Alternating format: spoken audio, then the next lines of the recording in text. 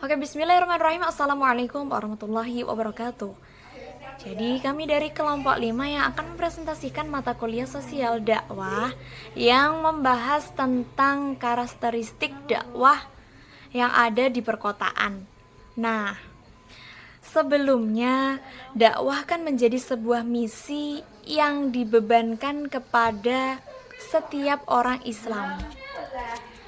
Dakwah kan yang sifatnya mengajak atau menyeru atau seruan, tapi dakwah juga dapat dimaknai sebagai seruan kepada kebaikan. Nah, hal ini tercermin dalam Quran surat Al-Imran ayat 104 yang bunyinya Bismillahirrahmanirrahim. Wal takum minkum ummaru yad'una ila khairi wa ya'muruna bima'rufi wa yanhauna 'anil munkari wa ulaika humul muflihun. Dakwah merupakan semboyan Islam yang rahmatan lil alamin dan dapat tercapai dan terimplementasi dalam kehidupan sehari-hari, bahkan menafikan dakwah ketika melihat kemungkaran atau keburukan yang dapat diidentifikasikan berbagai lemahnya iman. Namun dalam berdakwah tentu saja terdapat rintangan dan hambatan, sehingga seorang dai perlu dibekali bukan hanya dengan ilmu agama, tapi juga dengan ilmu-ilmu lainnya sebagai pendukung dakwah, terutama di perkotaan. Oke, langsung saja kita bahas poin pertama, yakni karakteristik dakwah di perkotaan. Nah, secara etimologi kata masyarakat itu berasal dari bahasa Arab, yakni syaraka, yang artinya ikut serta atau berpartisipasi. Nah, bisa pula berasal dari kata musyaroka yang berarti saling bergaul. Sedangkan dalam bahasa Inggris, kata yang dipakai adalah society atau bisa disebut community. Nah, society berasal dari bahasa Latin yaitu socius yang memiliki arti kawan. Sedangkan community jika diterjemahkan sebagai masyarakat itu bisa diartikan lawan atau kawan. Community jika diterjemahkan sebagai masyarakat setempat yakni kawan. Sedangkan community diterjemahkan sebagai masyarakat setempat seperti warga, sebuah desa, kota, suku atau budaya. Masyarakat berasal dari bahasa Arab yakni musyaraf yang artinya bersama-sama. Kemudian kata tersebut beradaptasi menjadi masyarakat yang diartikan berkumpul bersama, hidup bersama dengan saling berhubungan dan mempengaruhi. Nah, ada beberapa karakteristik yang menonjol pada masyarakat perkotaan, yaitu yang pertama, kehidupan keagamaannya berkurang, kadangkala tidak terlalu dipikirkan karena memang kehidupan yang cenderung ke arah keduniaan saja. Dan yang kedua, orang kota pada umumnya dapat mengurus dirinya sendiri tanpa harus bergantung pada orang lain. Bisa juga dimaksud bersifat individualisme. Nah, yang ketiga, itu pembagian kerja di antara warga-warga kota juga lebih tegas dan mempunyai batas-batas yang nyata. Dan yang keempat atau yang terakhir, itu kemungkinan untuk mendapatkan pekerjaan juga lebih banyak diperoleh warga kota. Menurut Ada Nasrullah Jamaluddin, karakteristik masyarakat kota itu ada beberapa macam. Yang pertama, heterogenitas sosial yang membanyaknya pendatang yang berasal berbagai daerah membuat kota menjadi lebih padat daripada di desa dapat mengakibatkan pula heterogenitas sosial di perkotaan karena adanya perbedaan suku, agama, budaya, pendidikan, dan lain sebagainya. Dan yang kedua, ada hubungan sekunder. Hubungan sekunder itu hubungan kemasyarakatan yang hanya sangat terbatas pada bidang hidup tertentu. Sehingga banyak ahli sosiologi mengatakan bahwa masyarakat kota harus memiliki hubungan sekunder.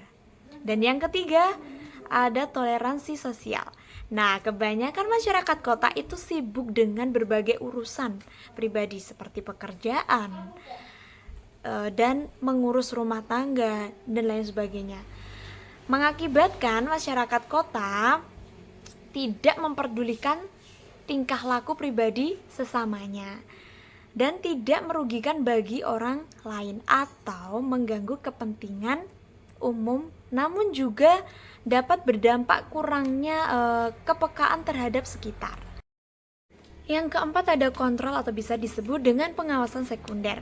Nah, masyarakat kota secara fisik berdekatan tetapi secara sosial itu justru malah berjauhan dan kadang dapat berdekatan bila ada acara khusus seperti pesta ulang tahun, pengajian, dan lain sebagainya. Dan yang terakhir ada mobilitas sosial. Nah, masyarakat di perkotaan sangat berambisi dan bersaing dalam pekerjaan dan mencari nafkah. Dan ini dapat membuat tingkat sosial di masyarakat lebih cepat berubah. Oke, lanjut poin kedua ya, ini semarak dakwah di perkotaan. Nah, semarak kegiatan keagamaan pada masyarakat tertentu di perkotaan adalah respon terhadap modernisasi pembangunan sekaligus upaya untuk mempertahankan eksistemisnya. Sebagai orang Indonesia, khususnya adalah umat Islam, keberadaan internet berbagai media sebagai media dakwah sudah bukan lagi pada tataran wacana lagi. Seharusnya para ulama, dai, dan para pemimpin Islam sudah menyadari dan segera melakukan langkah-langkah strategis untuk menjaga dan menarbiyahkan generasi-generasi muda kita agar siap dan matang dalam menghadapi serangan-serangan yang sekarang. Dari apa yang dijelaskan oleh Sinta, yaitu geliat dakwah di masyarakat perkotaan akhir-akhir ini semakin semarak dan berkembang pesat, terutama di kalangan kaum muda seperti pelajar dan mahasiswa. Aktivitas keagamaan mereka banyak berpusat di pusat kajian Islam seperti klub, diskusi, dan masjid kampus. Sedangkan ibu-ibu lebih sering melakukan kegiatan di rumah atau pengajian tertentu. Semangat dakwah ini merupakan respon terhadap modernisasi dan upaya mempertahankan identitas sebagai umat Islam di tengah perubahan sosial.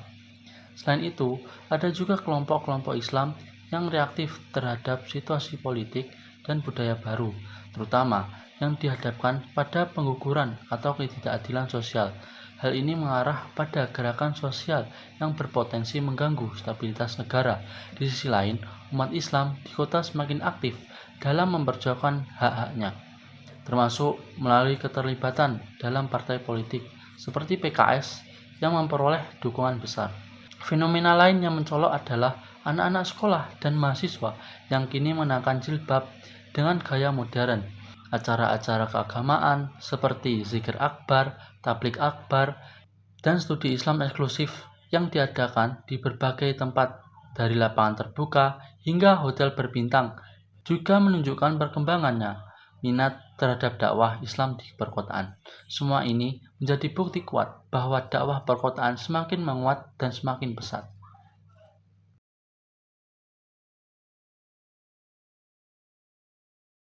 Poin kedua yaitu pendekatan dakwah antar budaya. Pembahasan pertama yaitu pengertian pendekatan dakwah antar budaya.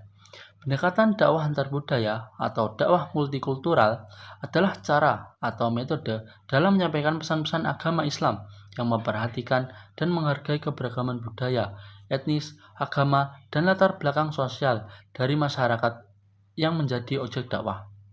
Pendekatan ini bertujuan untuk menciptakan keharmonisan dan toleransi di tengah masyarakat yang plural dengan memfasilitasi pemahaman terhadap perbedaan budaya dan menghindari konflik yang dapat timbul akibat perbedaan tersebut.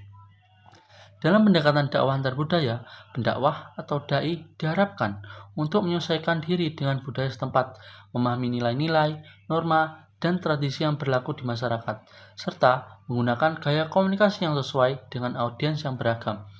Tujuan utama dari pendekatan ini adalah untuk menyampaikan pesan dakwah Islam secara relevan, efektif, dan konstruktif dengan mengedepankan prinsip inklusivitas, toleransi, dan penghargaan terhadap perbedaan. Secara singkat, pendekatan dakwah antar budaya menekankan pentingnya dialog, adaptasi, dan penerimaan terhadap keagamaan. Secara singkat, pendekatan dakwah antar budaya menekankan pentingnya dialog, adaptasi, dan penerimaan terhadap keragaman budaya dalam proses penyebaran ajaran Islam, agar pesan dakwah yang diterima secara damai oleh masyarakat yang memiliki latar belakang yang beragam. Pembahasan yang kedua yaitu tujuan pendekatan dakwah antar budaya. Yang pertama yaitu meningkatkan keimanan, yang kedua menegakkan fitrah insaniyah, yang ketiga meneruskan tugas kenabian, yang keempat menuntun manusia ke jalan yang benar dan diridhoi, dan yang kelima menjadikan manusia sebagai muslim yang kafah. Pembahasan yang ketiga yaitu implementasi dakwah multikultural dalam menyebarkan Islam. Konsep multikultural yang merujuk kepada konsep kebinekaan yang bersifat multidimensi meliputi aspek bahasa, warna, kulit, budaya, suku, etnis, bangsa, dan agama. Jika merujuk pada Al-Quran, fakta terkait istilah multikultural umat manusia merupakan kehendak sekaligus sunnatullah bagi kehidupan umat manusia. Panjang sejarah, beberapa ayat berikut misalnya. Bismillahirrahmanirrahim. Ya ayyuhan nasu inna khalaqnakum min dzakarin wa unsa wa ja'alna syu'uban wa qabailan lita'arufu. Inna akramakum indallahi atqakum innallaha alimun khabir. Artinya, wahai manusia, sesungguhnya kami telah menciptakan kamu dari seorang laki-laki dan perempuan. Kemudian kami menjadikan kamu berbangsa-bangsa dan suku-suku, agar kamu saling mengenal. Sesungguhnya, yang paling mulia di antara kamu di sisi Allah adalah orang yang paling bertakwa. Sesungguhnya, Allah Maha Mengetahui lagi Maha Meneliti. Quran Surat Al-Hujurat ayat 13. Berdasarkan penggalan pertama ayat di atas adalah pengantar untuk menegaskan bahwa semua manusia derajat kemanusiaannya yaitu sama di sisi Allah. Allah menyebutkan bahwa orang yang paling mulia di sisinya adalah orang yang paling bertakwa, meskipun berlatar belakang dari suku, ras, dan bangsa yang berbeda. Dakwah antar budaya berupaya menciptakan keharmonisan dan toleransi di tengah masyarakat yang beragam, serta menghindari konflik yang mungkin timbul akibat perbedaan tersebut. Implementasi dakwah multikultural dengan pendekatan komunikasi antar budaya sebagaimana yang disahkan pada surat tersebut menunjukkan tentang pentingnya nilai-nilai kesetaraan, keberagaman, dan ketakwaan, serta mengingatkan kita untuk tidak merasa lebih unggul dari orang lain berdasarkan faktor-faktor duniawi. Pembahasan selanjutnya yaitu strategi dalam mengimplementasikan konsep dakwah antar budaya. Yang pertama yaitu pendekatan kontekstual. Dalam dakwah antar budaya, pendekatan kontekstual mengutamakan pemahaman tentang konteks sosial dan budaya tempat dakwah dilakukan. Pendakwah harus dapat memahami konteks sosial dan sosial yang mereka dakwahkan, termasuk nilai-nilai budaya, adat istiadat, dan sistem kepercayaan mereka. Dengan mengetahui konteks ini, pendakwah dapat menyesuaikan pesan dakwah mereka agar relevan dan dapat diterima oleh masyarakat setempat.